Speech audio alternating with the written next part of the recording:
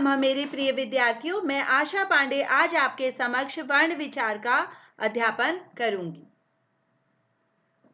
ध्वनि की सबसे छोटी इकाई को वर्ण कहते हैं, अर्थात वर्ण का सूक्ष्म रूप जो है वो ध्वनि है। तो आज हम पढ़ेंगे वर्ण विचार। वर्ण विचारः वर्णाः, संस्कृत में वर्ण विचार पढ़ रहे हैं तो वर्णाः। संस्कृते इदानीं 48 वर्णानां प्रयोगा भवति। संस्कृत में 48 वर्णों का प्रयोग किया जाता है। ते मुख्यतया भागत्रयेण विभक्ताः सन्ति। इनको मुख्यतः 3 भागों में विभाजित किया गया है। वो कौन कौन से हैं? स्वराः, व्यंजनानि, अयोगवाहाश्च येति। कौन कौन से हैं? स्वर, व्यंजन और अयोगवाहक। अब देखिए कौन कौन से हैं इसमें। स्वर, स्वर कितने हैं? स्वरों की संख्या 13 है। संस्कृत में स्वरों की संख्या जो है वो 13 है। इसके आगे हिंदी में अगर हम पढ़ते हैं तो हिंदी में स्वरों की संख्या 11 होती है।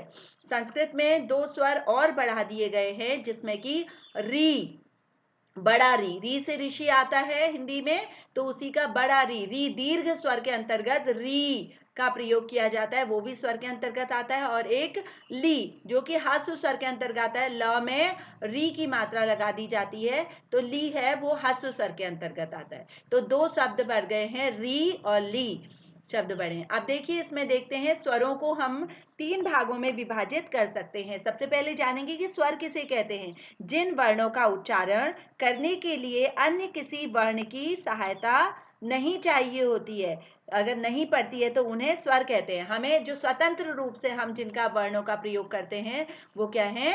स्वर हैं। उन्हें हमें उनके उच्चारण में हमें किसी और की सहायता की जरूरत नहीं पड़ती। और संस्कृत में ये 13 हैं। इनको विभाजित करने के लिए 3 वर्गों में विभाजित किया गया है। जो विभाजन का, वर्गीकरण का जो माध्यम है वो है उच्चारण काल। उच्चारण काल मतलब उच्चारण करने की अवधि कितनी है। जिसमें कम अवधि है उसे हम ह्रस्व स्वर के रूप में लेते हैं, जिसमें और अधिक लिया जाता है उसको दीर्घ स्वर। अब देखिए ह्रस्व स्वर जो हैं वो 5 प्रकार के होते हैं। ह्रस्व स्वर जिन स्वरों के उच्चारण में केवल एक मात्रा का समय लगे या कम समय लगे, या कह सकते हैं हम कि जिसमें हमें कम समय लगता है उच्चारण करने में, उसे ह्रस्व स्वर कहते हैं। ये क्या है? मुख्यतः 5 हैं। हिंदी में 4 आते हैं लेकिन इसमें 5 हैं। इसमें एक एक्स्ट्रा जो बड़ा है वो ल में री की मात्रा ली आ जाता है। तो हमारे जो ह्रस्व स्वर हैं वो 5 कौन कौन से हैं? अ, ई, उ, री और ली। ये 4 जो हैं हमारे ह्रस्व स्वर हैं। 5 कह सकते हैं, और एक ली आ गया तो वो हो गए 5। इनमें कोई अन्य स्वर या वर्ण मिश्रित नहीं होता है। इन्हें हम मूल स्वर भी कह सकते हैं। मूल स्वर, इनमें कोई भी और जो स्वर है वो मिश्रित नहीं है, इसलिए हम इसे मूल स्वर भी कहते हैं। दीर्घ स्वराः, दीर्घ स्वर कौन से होते हैं? जिन स्वरों के उच्चारण काल में ह्रस्व स्वर की अपेक्षा 2 गुना समय लगता है, अर्थात हम कह सकते हैं कि 2 मात्राओं का समय लगता है, वे दीर्घ स्वर कहलाते हैं। इनकी संख्या कितनी है? 8।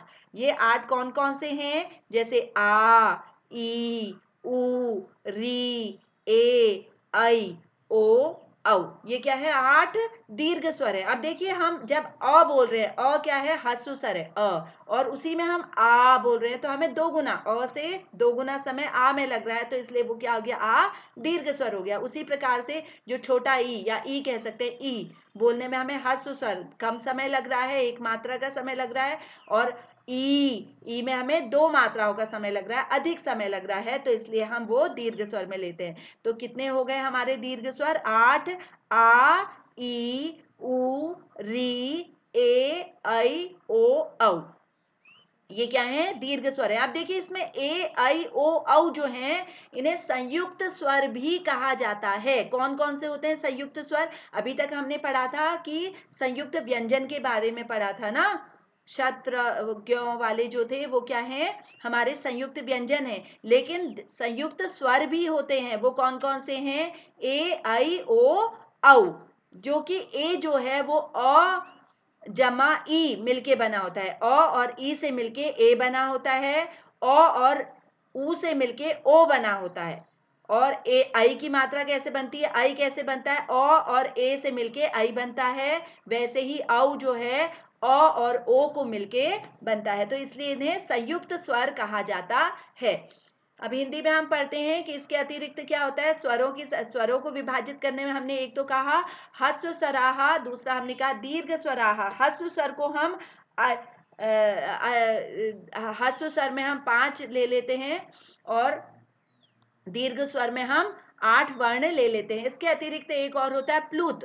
प्लुत स्वर जो है उसमें हम तिगुना समय लगता है। ह्रस्व स्वर में 1 मात्रा का, दीर्घ स्वर में 2 मात्रा का और प्लुत में जो है वो 3 मात्रा का या 3 गुना समय लगता है। तो अब अधिकतर इसका उदाहरण जो है ओम को लेते हैं। ओम आपने देखा होगा, ओम जब हम बोलते हैं तो ओ को 3 बार जो है मात्राओं का समय लग रहा है, अधिक जोर से बोल रहे हैं, उसमें खींच के बोल रहे हैं। तो आपने कई बार देखा होगा जब हम ओम लिखते हैं तो ओ फिर 3 लिखा होता है और फिर म लिखा होता है, तो 3 का मतलब वही होता है कि उसको हम ज्यादा समय लेते हैं बोलने में, ओम ऐसे करके बोलते हैं। तो उसी प्रकार से आप देखिए व्यंजन लेते हैं, स्वराहा और व्यंजन हमने क्या किया है, 3 भागों में बांटा है। पहले हमने स्वर पढ़ लिए, स्वर के हमने 3 भागों में भी विभाजित किया गया है। तो ह्रस्व स्वर हो गया, दीर्घ स्वर एक प्लुत भी होता है। इसको हम स्वर्ग को हम कहते हैं अच भी कहते हैं, अच संस्कृत में अच भी कहते हैं। और व्यंजन वर्ण को हम हल भी कहते हैं, हल व्यंजन, हल भी कहते हैं। व्यंजन को क्या कहते हैं, ये कितने होते हैं, 33 होते हैं, 33 कह सकते हैं हम।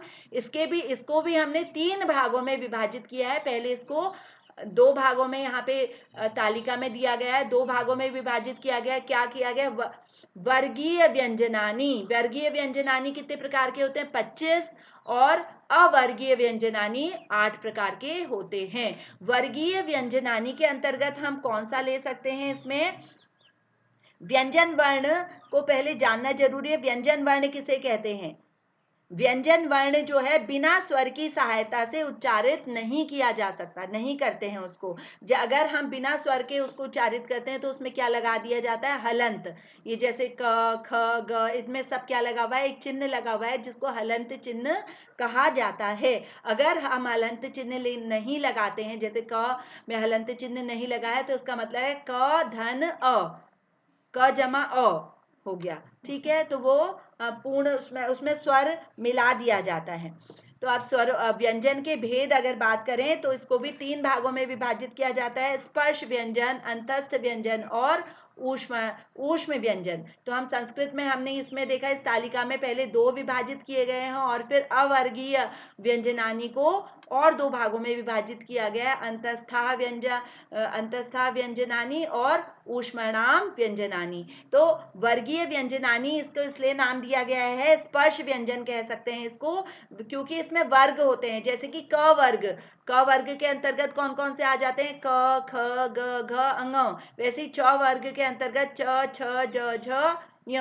वैसे ही त वर्ग के अंतर्गत ट ठ ड ढ ण। वैसे ही त वर्ग के अंतर्गत त थ द ध न। वैसे ही प वर्ग के अंतर्गत प फ ब भ म। इसका उच्चारण स्थान अभी आगे बात करेंगे हम। फिर है अंतस्थाहा, अंतस्थ व्यंजन कह सकते हैं। तो अंतस्थ व्यंजन जो है वो कितने होते हैं, 4 प्रकार के होते हैं। वो कौन कौन से आते हैं, देखिए पहले हम स्पर्श व्यंजन की, जो संस्कृत में एक सूत्र दिया गया है अंतस्थ व्यंजन का, वो है का कादियो मावसानाहा स्पर्शाहा, अर्थात जिन व्यंजनों का उच्चारण करने में जो जिह्वा है हमारी, मुख के किसी भी भाग को स्पर्श करती है और वायु को कुछ क्षण के लिए रोककर, जो हवा हमारी प्राण वायु है उसको हमारे मुंह में कुछ जगह रोक कर फिर क्या है झटके से बाहर निकालती है, तो वहां पे स्पर्श व्यंजनों का प्रयोग होता है या स्पर्श व्यंजन का नाम उसे दिया जाता है। ये कितने हैं, 25 है। उसी प्रकार से अंतस्था व्यंजनानी, ये कितने प्रकार के होते हैं, 4 प्रकार के होते हैं। तो ये इस अंतस्थ व्यंजन किन्हें कहते हैं, जिन व्यंजनों का उच्चारण वायु को कुछ रोक कर, वायु को रोककर जो मतलब हम बोल रहे हैं, जो हमारी ध्वनि निकल रही है मुंह से, तो वायु के माध्यम से निकल रही है, तो क्या कर रहे हैं हम, वायु को कुछ समय अल्प शक्ति के साथ किया जाता है, रोककर फिर हम जब उसको निकालते हैं बाहर तो अल्प शक्ति के साथ निकालते हैं, तो वो अंतस्थ व्यंजन होते हैं। जैसे कि इसमें अगर सूत्र बोलें तो यणो अंतस्थाः, अर्थात यण य र ल व 4 अंतस्थ व्यंजन हैं। अब देखिए यहाँ पे हमने कहा कि अल्प शक्ति से, अब जब हम क ख ग घ, हमें इसका अभ्यास करना पड़ेगा। क ख ग, यहाँ पे हम जोड़ दे रहे हैं, बोलते समय हमें जोड़ रहे हैं। और अंतस्थ व्यंजन जो है हम जब य र ल व बोल रहे हैं, य र ल व, तो यहाँ पे हम क्या कर रहे हैं, अल्प शक्ति का प्रयोग कर रहे हैं। तो उसके उच्चारण में जो ध्वनि निकल रही है वो अल्प शक्ति से बाहर निकल रही है, जो वायु है वो अल्प शक्ति से बाहर निकल रही है, इसलिए ये अंतस्थ व्यंजन है। नेक्स्ट है ऊष्माणाः व्यंजनानि। ये भी कितने प्रकार के होते हैं, चार होते हैं। ये कौन कौन से होते हैं, श श श ह, श श श ह। इसमें क्या है, जब हम इसको बोलते हैं तो ऊष्म मतलब होती है गर्मी, तो बोलते समय जो उच्चारण करते समय जो वायु है वो गर्म वायु हमारे मुंह से निकलती है, तो इसलिए इसको ऊष्म व्यंजनानि का नाम दिया गया है। जिन व्यंजनों के उच्चारण में वायु को धीरे धीरे रोक कर, रगड़ कर, हमारी रगड़ खा रहा है वो, हमारे मुंह के अंदर क्या है, रगड़ खाने के साथ निकलती है जो आवाज, तो वो ऊष्म व्यंजन होते हैं। रगड़ खाने की वजह से क्या हो रहा है, उसमें गर्मी उत्पन्न हो रही है, तो वो कौन कौन से हैं, 4, श श श ह। अब देखिए यहाँ पे इसमें जो पहला श है, जिसको कि आप नॉर्मली 2 वाला स बोल देते हैं, वो क्या है, तालव्य श। तालव्य श के उच्चारण में क्या हो रहा है, तालु से किया जा रहा है, तालु से हम इसका उच्चारण कर रहे हैं, तो तालव्य स।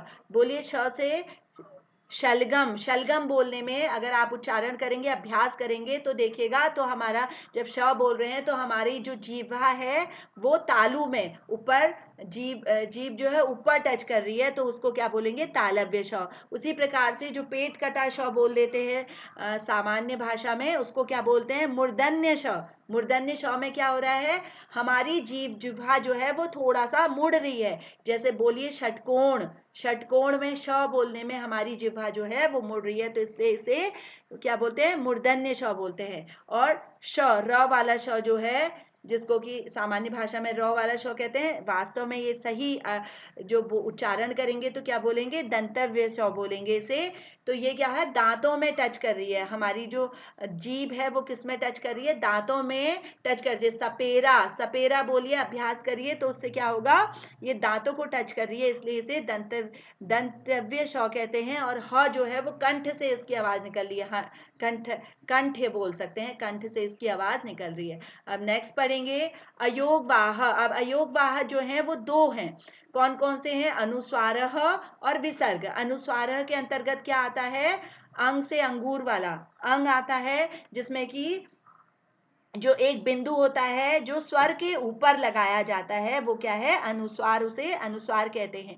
संस्कृत में आपने देखा होगा कि म न जो है उसके ऊपर भी बिंदा लगा रहता है, जैसे कि त्वम, आवाम हम पढ़ते हैं, और हम म लास्ट में हलंत लगा रहता है म में, और हम उसको क्या करते हैं, म न लिख के कई बार क्या करते हैं, उसके वर्ण के ऊपर एक छोटी सी बिंदी लगा देते हैं, अनुस्वार लगा देते हैं, तो वहां पे उसका प्रयोग करते हैं। और ये अधिकतर नासिका से बोला जाता है, उच्चारण इसका नासिका से होता है। और पंचमाक्षर, जो भी पंचमाक्षर है, जैसे अंग, यण, न, म, ये सभी क्या है, अनुस्वार के अंतर्गत आ जाते हैं। विसर्ग, विसर्ग क्या है, जो अह खाली जिसे बोलते हैं, अह, जिसमें कि 2 बिंदु जो हैं, स्वरों के आगे आने वाले 2 बिंदु लगा दिए जाते हैं, तो स्वर के आगे जो 2 बिंदु लगा दिए जाते हैं उसे क्या कहते हैं, विसर्ग कहते हैं। इनका जो अयोगवाहक शब्द हैं, इनका प्रयोग अकेले नहीं किया जाता, किसी के स्वर के साथ या वर्ण के साथ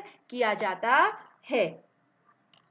आगे बढ़ते हैं, देखिए उच्चारण स्थानानी, उच्चारण स्थान। अब हमने अभी तक क्या पढ़े, वर्ण पढ़े और वर्णों के भेद पढ़े कि कौन से स्वर, व्यंजन, अयोगवाहक पढ़े। तो अब इनका उच्चारण स्थान कैसे होता है, कहाँ से इनको बोला जाता है, गले में, कंठ में, कि जो आवाज निकलती है वो कहाँ टच होते हुए निकलती है। तो उच्चारण स्थान के बारे में आज हम चर्चा करेंगे। इसमें दूसरा क्या है, उच्चारण स्थानानी। इससे पहले हमने पढ़ा था वर्णाहा, तो दूसरा पॉइंट क्या है, उच्चारण स्थानानी। उच्चारण स्थानानी के अंतर्गत आता है वर्णाभिव्यक्ति प्रदेशः स्थानम कथ्यते। अब क्या कहा गया है कि वर्ण की जो उच्चारण स्थान है या क्षेत्र है, वर्ण की अभिव्यक्ति का जो एरिया है, जो क्षेत्र है, उसको स्थान कहते हैं।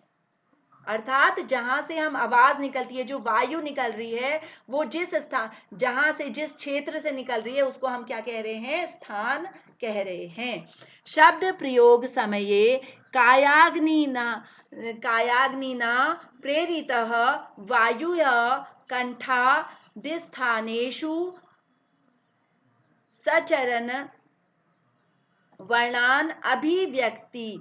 अब क्या कह रहे हैं कि शब्द प्रयोग के समय, जब हम शब्द का प्रयोग करते हैं या शब्द का उच्चारण करते हैं, शब्द का प्रयोग करते समय कायाग्नि, क्या कह रहे हैं, कायाग्नि ना, काया मतलब होता है शरीर, और शरीर की अग्नि, शरीर की अग्नि हम कह सकते हैं, शारीरिक शक्ति को भी हम शरीर की अग्नि कह सकते हैं। तो जब हम शब्द का प्रयोग करते हैं उस समय कायाग्नि से प्रेरित होकर वायु जो है, जो हवा, जो प्राण वायु जो है, वो कंठ के स्थान से क्या हो रही है, संचरण करते हुए, कंठ के स्थान पर संचरण, हमारे कंठ से निकलती है ना आवाज जो है, जो हवा जो है, वो कहाँ से निकल रही है, कंठ से निकल। शब्द का जब हम प्रयोग कर रहे हैं तो हमारे शरीर में जो शारीरिक शक्ति का प्रयोग कर रहे हैं, उसका प्रयोग करते हुए जो हमारे मुंह से जो प्राण वायु है जब निकलती है, वो कंठ के स्थान से निकलती हुई अभिव्यक्ति करती है, संचरण करते हुए अभिव्यक्त करती है, मतलब वर्णों का उच्चारण करती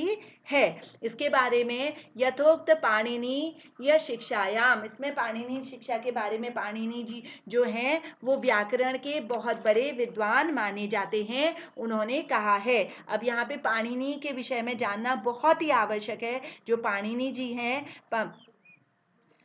ऋषि पाणिनि जी जो हैं को भगवान क्षमा कीजिएगा, भाषा विज्ञान का जनक माना जाता है। पाणिनि संस्कृत भाषा के सबसे बड़े जो हैं व्याकरण वेदता कह सकते हैं उन्हें, व्याकरण वेदता थे। इनका जन्म जो है वो तत्कालीन उत्तर पश्चिम भारत के गांधार में हुआ था। इनके व्याकरण का नाम अष्टाध्यायी है। जो व्याकरण लिखा है इन्हें, संस्कृत व्याकरण, इसको क्या नाम दिया गया है, अष्टाध्यायी नाम दिया गया है। इसमें 8 अध्याय हैं और लगभग 4 सहस्त्र सूत्र दिए गए हैं और 4000 से भी ज्यादा इसमें सूत्र हैं इसके अंतर्गत।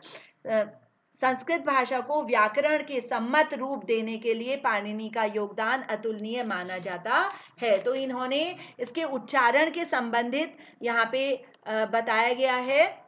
उसमें से अष्टाध्यायी में से एक छोटा सा श्लोक इसमें लिया गया है। तो ये है, आत्मा बुद्ध्या समेत्यार्थन मनोयुक्तये विवक्षा मनः कायाग्नि माहंती सप्रेयति मारुतम। यहाँ पे क्या कहा गया है कि आत्मा, आत्मा मतलब होता है अंतःकरण, अंतःकरण के बारे में कहा गया है। तो यहाँ पे कह रहे हैं कि शब्द के प्रयोग के समय आत्मा मतलब अंतःकरण जो है वो स्वगत पदार्थों को अपनी वृत्ति से एक बुद्धि विषय बनाकर उन्हें जानने की इच्छा से मन को युक्त करता है। अब ये आपके लिए कठिन हो रहा होगा। आप ये समझिए कि हम कोई भी चीज देखते हैं तो उसमें रिएक्ट करते हैं, तो कोई भी रिएक्ट करने से पहले हमारे क्या होता है, मस्तिष्क में जाता है। कोई भी चीज को हम देख रहे हैं आंखों से, तो हमें क्या हो रहा है, मस्तिष्क हमें आदेश देता है और उसके आधार पर हम उसे बोलते हैं। तो वही विधि को पाणिनि जी ने बड़े ही अच्छे ढंग से बताया गया है। क्या बताया है कि जो अंतःकरण है वो स्वगत पदार्थों को अपनी वृत्ति से एक बुद्धि विषयक बनाकर, मतलब हमारी बुद्धि में वो जो चीज देख रहा है उसको, उन पदार्थों को एकत्रित करके एक विषय बनाकर उन्हें जानने की इच्छा से मन से युक्त करता है। और वही मन, वो क्या कह रहे हैं, मनः कायाग्नि माहंती सह प्रेयति मारुतः। और क्या कर रहा है वो, उन्हें जानने के लिए, इसको इच्छा से वो मन को युक्त करता है और वही मन जो है वो कायाग्नि को आघात करता है। वही कायाग्नि मतलब शारीरिक शक्ति को, काया मतलब शरीर, शारीरिक शक्ति को आघात करता है मतलब कि बताता है। और कायाग्नि जो है वो प्राण वायु को, यहाँ पे मारुतम मतलब प्राण वायु को प्रेरित करती है। और प्राण वायु क्या कह रहे हैं, मारुत, मारुत स्तुर, यहाँ पे देखिए मारुत स्त उरसी लिखा हुआ है। उरसी मतलब हृदय। चरण मंद्रह जनयति स्वरम। अब क्या हो रहा है, उससे वही मन जो है कायाग्नि को आघात करता है और कायाग्नि जो कि शारीरिक शक्ति है वो प्राण वायु को प्रेरित करती है और प्राण वायु हृदय में विचरण करता हुआ मद्र स्वर जो वाणी है, जो स्वर है, जो वर्णों की अभिव्यक्ति करता है। अगर इसको सरल शब्दों में बोले तो हम बोल सकते हैं कि आत्मा बुद्धि के द्वारा पदार्थों को इकट्ठा करके मन को प्रेरित करती है। पहले का अर्थ क्या हो गया, आत्मा बुद्धिया समेत्यार्थन मनोयुक्त युक्ते विविधतया। अब देखिए आत्मा मतलब हो गया अंतःकरण और बुद्धिया मतलब बुद्धि के द्वारा, विविध्या मतलब उच्चारण की करने की इच्छा। तो इसमें पहली लाइन का अर्थ क्या हो गया, आत्मा बुद्धि के द्वारा पदार्थों को इकट्ठा करके मन को प्रेरित करती है।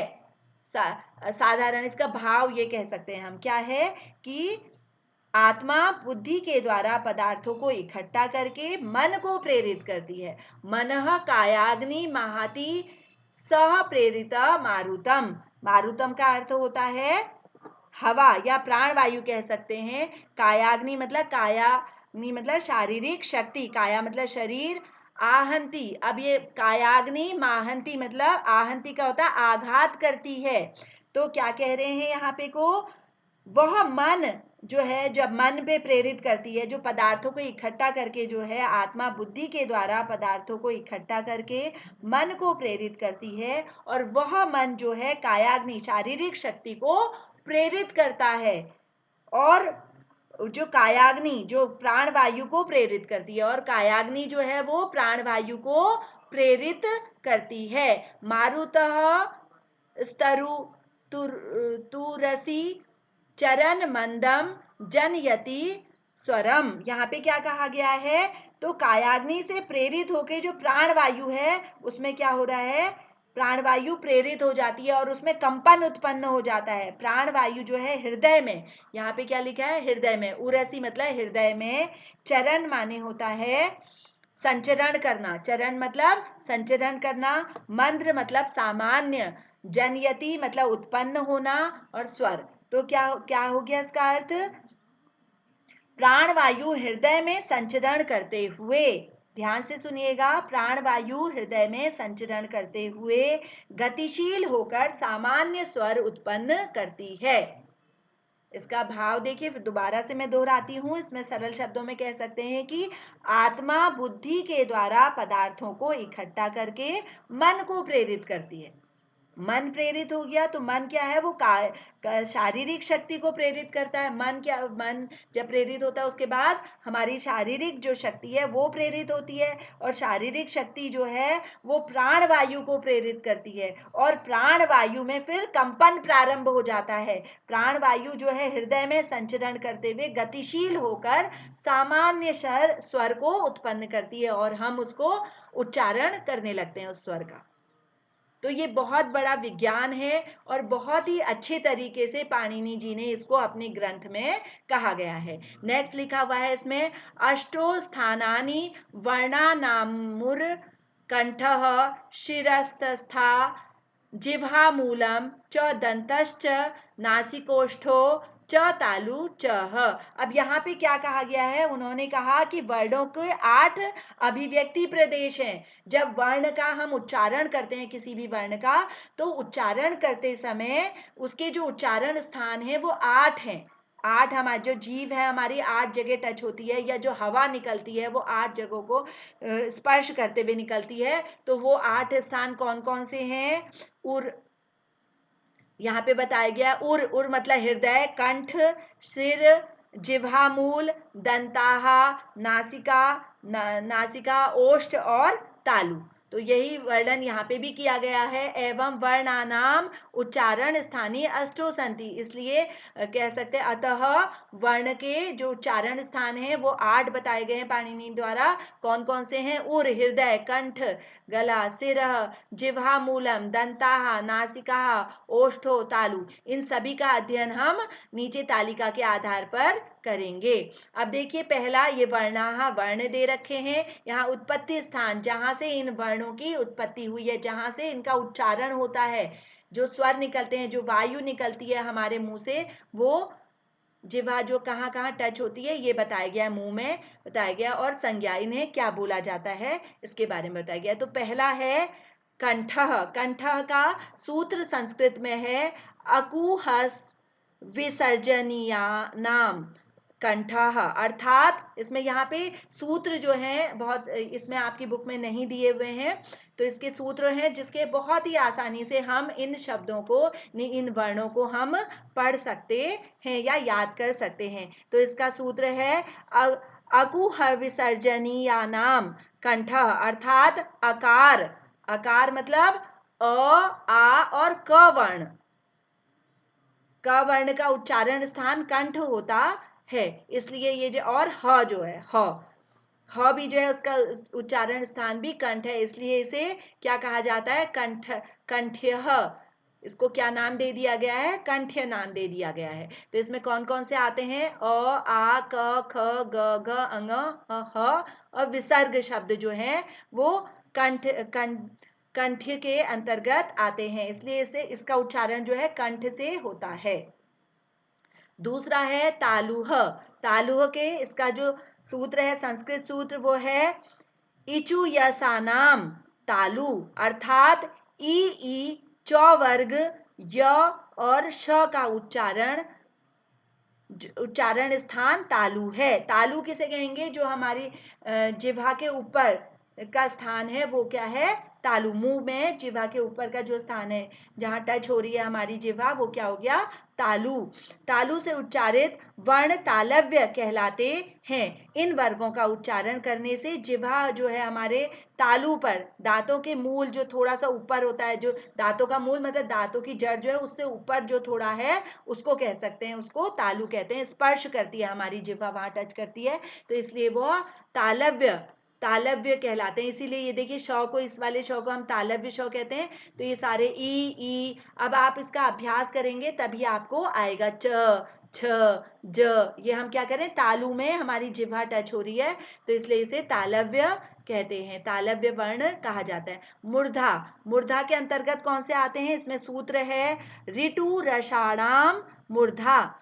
अब ये क्या आ गए इसमें? इसका अर्थात ये है री, री, ट वर्ग, र और श का उच्चारण स्थान मूर्धा है। इस स्थान के उच्चारण में वर्ण मूर्धन्य कहलाते हैं। अब जब हमारी जीभ मुड़ती है, जब हम बोल रहे हैं री, री बोल रहे हैं, देखिए आप अभ्यास करिए, तो री बोलने में जो है हमारी जिह्वा मुड़ा, ट, ठ, ड, ढ, ण, र, स, श बोल रहे हैं, तो यहाँ पे हमारी जिह्वा जो है मुड़ रही है, तो इसको मूर्धन्य स बोलते हैं, मूर्धन्य स इसको बोलते हैं। तो इसलिए मूर्धन्य, इन वर्णों को मूर्धन्य बोला जाता है। तो चौथा देते हैं दंताहा। दंताहा का जो संस्कृत सूत्र है वो है लितुलसानाम दंताहा। लितुलसानाम दंताहा मतलब हो गया ली, त वर्ग, ल और स का उच्चारण स्थान जो है वो दंत होता है, इसलिए इसे दंतरह, क्या कहा? दंतव्य, क्या कहा गया है? दंतव्य भी कहा जाता है। इन वर्गों के उच्चारण में जिह्वा जो है हमारे दांतों से स्पर्श हो रही है। देखिए त, थ, द, ध, न। अब देखिए हमारी जो जिह्वा है वो दांतों को टच कर रही है, तो इसको क्या कहेंगे? दंतव्य वर्ण कहते हैं। नेक्स्ट है ओष्ठो। ओष्ठो का संस्कृत सूत्र है उपुपध्यमानी यान ओष्ठो, अर्थात उ, प वर्ग और उपमयानीय, मतलब प और फ का उच्चारण आता है, जो उच्चारण स्थान ओठ है, इसलिए इसे ओष्ठ्य संज्ञा नाम दिया जाता है। इसका उच्चारण जो उच्चारण करते समय हम होठों को, दोनों होठों को आपस में मिलाते हैं। अभ्यास करिए इसका, जैसे कि प, फ, उ, प, फ, ब, भ, म। ये सारे क्या कर रहे हैं, हमारी जो ध्वनि निकल रही है वो होठों के माध्यम से निकल रही है। जो वायु निकल रही है वो होठों को छूती हुई निकल रही है, इसलिए इसे ओष्ठ्य वर्ण कहते हैं।